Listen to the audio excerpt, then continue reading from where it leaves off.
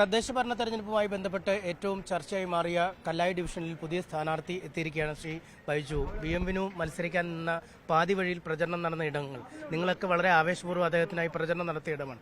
അവിടെ അപ്രതീക്ഷിതമായി ഈ സ്ഥാനാർത്ഥി ലഭിക്കുമ്പോൾ എന്ത് തോന്നുന്നു? തികച്ചും അപ്രതീക്ഷിതമായിട്ടാണ് ഇവിടെ സ്ഥാനാർത്ഥിയായിട്ട് വന്നത്. എന്നാലും ഞങ്ങൾക്ക് വിനോദനൊന്നും പോയതിൽ വളരെ ദുഃഖമുണ്ട്. പിന്നെ വോട്ടില്ലാതെ പറ്റില്ല. അപ്പോൾ പാർട്ടി നേതൃത്വം തീരുമാനിച്ചത് പ്രകാരം ഞങ്ങൾ എന്നെ തിരഞ്ഞെടുത്തു. ഞാൻ ഇനി വർക്കിന് ഇറങ്ങാൻ പോവാണ്. ഈ ആദ്യം നിങ്ങളുടെ ആളുകൾക്ക് തന്നെ മത്സരിക്കാമെന്ന് കരുതിയിരിക്കുമ്പോഴാണ് പാർട്ടിയുടെ നിർദ്ദേശം വരുന്നത്, അല്ലെ? BM-വിനു മത്സരിക്കാൻ വരുന്നു. ആ സമയത്ത് എന്ത് തോന്നിയിരുന്നു? ഒന്നുമില്ല, ഇപ്പോൾ പാർട്ടിയാണല്ലോ തീരുമാനിക്കുക. പാർട്ടിക്ക് അപ്പുറത്തൊന്നുമില്ലല്ലോ. പാർട്ടി പറഞ്ഞ ഇങ്ങനെ ഒരു സ്ഥാനാർത്ഥി, ഈ മേയർ സ്ഥാനാർത്ഥിയായിട്ട് വരുന്നത് നമ്മൾ കോഴിക്കോട് കോർപ്പറേഷൻ പിടിക്കുക എന്നുള്ളതാണ് പാർട്ടിയുടെ ലക്ഷ്യം. അപ്പോൾ അതിന് വേണ്ടിയിട്ട് ഒരു മേയർ കാൻഡിഡേറ്റ് നമ്മളെ വാർഡിലേക്ക് വരിക എന്ന് പറയുമ്പോൾ സന്തോഷത്തോടു കൂടി 100% സന്തോഷത്തോടു കൂടിയാണ് നമ്മൾ സ്വീകരിച്ചത്. നിർഭാഗ്യവശാൽ അദ്ദേഹത്തിന് വോട്ടില്ലാത്തത് കൊണ്ട് അദ്ദേഹത്തിൻ്റെ സ്ഥാനാർത്ഥിത്വം തള്ളിപ്പോയി. അങ്ങനെ ഞാൻ കടന്നു വന്നതാണ്. എന്തൊക്കെയാണ് അവിടെ വളരെ സജീവമായ പ്രവർത്തനം നടത്തുന്ന ആൾ കൂടെയാണ് താങ്കൾ, അല്ലേ?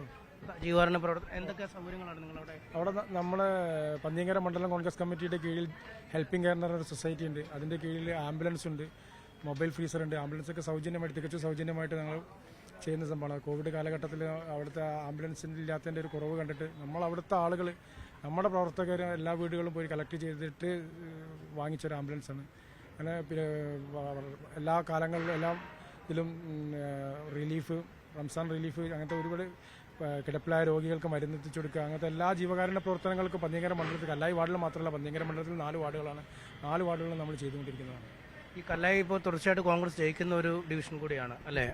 3 തവണയായിട്ട് കല്ലായി വാർഡ് കോൺഗ്രസ് ആണ് ജയിച്ചത്. ആ ജയിച്ച അന്ന് മുതൽ നമ്മളെ കണ്ണിലെ കൃഷ്ണമണി പോലെ കാത്തു സൂക്ഷിക്കുകയാണ്. അവിടെ എന്ത് പ്രശ്നങ്ങളുണ്ടെങ്കിലും അതിൽ ഇടപെട്ട് ആ പ്രശ്നങ്ങൾക്ക് തീർപ്പ് കൽപ്പിക്കും. അപ്പം ഞങ്ങൾ വരാൻ നേരം വൈകിയതിൻ്റെ ഒരു കാരണം അതാണ്.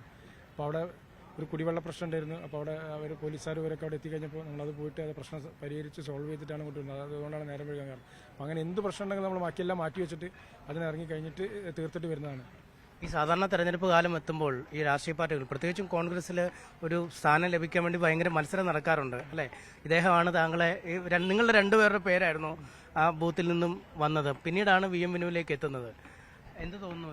നിങ്ങളുടെ ആളുകളുടെ ഒരു സഹകരണം കൂടി പറയണ്ടേ? തീർച്ചയായിട്ടും അതാണ് എൻ്റെ കൂടെ തന്നെ വന്നത്. അത് PCC ഇവിടെ നിന്ന് പ്രഖ്യാപിച്ചപ്പോൾ ആദ്യം അവനാണ് വിളിച്ചിട്ട് എൻ്റെ അടുത്ത് പറയുന്നത്, ഞങ്ങൾ ഒരുമിച്ചിട്ടാണ് വരുന്നത്, ഒരുമിച്ചിട്ടാണ് വർക്കിന് ഇറങ്ങുകയൊക്കെ ചെയ്യുന്നത്. അവിടെ കല്ലായി വാർഡിൽ ഞാൻ പറഞ്ഞില്ലേ, സ്ഥാനാർത്ഥിക്ക് പ്രസക്തി ഇല്ല.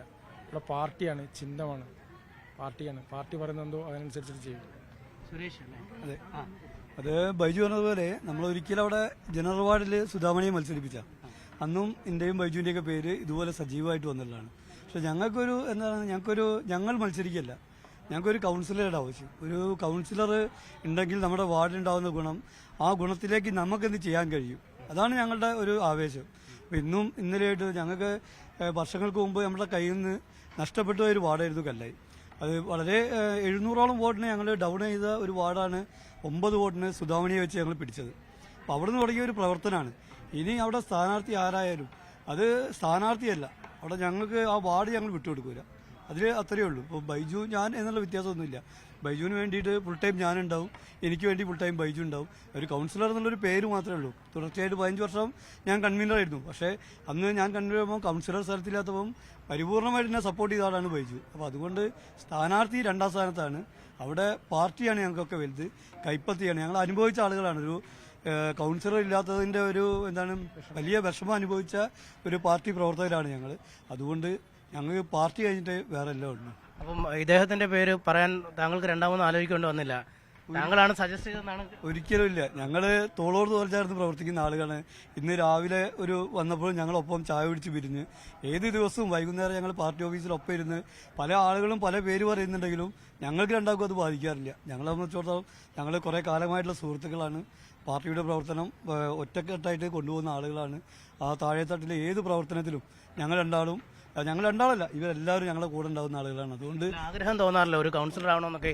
ഈ ബൂത്ത് കമ്മിറ്റി പേരൊക്കെ കൊടുക്കുമ്പോൾ, നിരന്തരം ഇങ്ങനെ കൊടുക്കുമ്പോൾ ഒരു തവണയിലും ആഗ്രഹിക്കില്ല എന്നാൽ ഇത്തവണ ആയ കൊള്ളാമെന്ന്? അങ്ങനെയൊന്നുമില്ല. അത് നമുക്ക് കിട്ടുന്ന അംഗീകാരമാണ് പ്രവർത്തനം തരുന്നത്. പക്ഷേ പാർട്ടി ഒരു സ്ഥാനം പറഞ്ഞു കഴിഞ്ഞാൽ മാറി നിൽക്കണം എന്ന് പറഞ്ഞാൽ മാറി നിൽക്കണം. അത് അച്ചടക്കമുള്ള ഒരു കോൺഗ്രസ്സുകാരനാണ്. ഒരു ദേശീയ പതാക അല്ല, ഒരു കോൺഗ്രസിന്റെ പതാക പൊതിച്ച് മരിക്കണം എന്ന് ആഗ്രഹിക്കുന്ന ആളാണ്. അതുകൊണ്ട് അതിൽ കൂടുതലൊന്നുമില്ല. പാർട്ടിക്ക് വേണ്ടി എന്ത് വിട്ടുവീഴ്ചയല്ല, വിജയം അത് കൈപ്പത്തി ചിഹ്നത്തിലായിരിക്കണം. അതിൽ 100% ബൈജുവിന്റെ കൂടെ ഉണ്ടാവും. എന്തായാലും കല്ലായിൽ പൂർണ്ണമായി വിജയിച്ച് കയറും. പാർട്ടിയുടെ ചിഹ്നമാണ് അവിടെ പ്രധാനം, സ്ഥാനാർത്ഥികളല്ല എന്നതാണ്. രണ്ടുപേരെയാണ് ബൂത്ത് കമ്മിറ്റി നിർദ്ദേശിച്ചത്. അതിൽ ഒരാൾ തന്നെയാണ് അടുത്തയാളുടെ പേര്, ബൈജുവിൻ്റെ പേര് നിർദ്ദേശിക്കുകയും ചെയ്തത്. എന്തായാലും വിനു പോയെങ്കിലും അതിനേക്കാൾ വലിയ ആവേശത്തിൽ പ്രചാരണ രംഗത്ത് സജീവമാകാം എന്ന് തന്നെയാണ് ഇവർ വിശ്വസിക്കുന്നത്.